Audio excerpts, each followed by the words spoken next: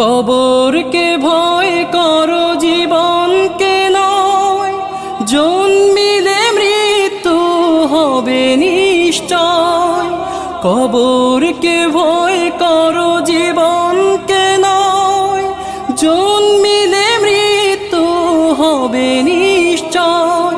তখন আমি চেয়ে রব, তখন আমি চেয়ে রব শুধু তোমারই তরে।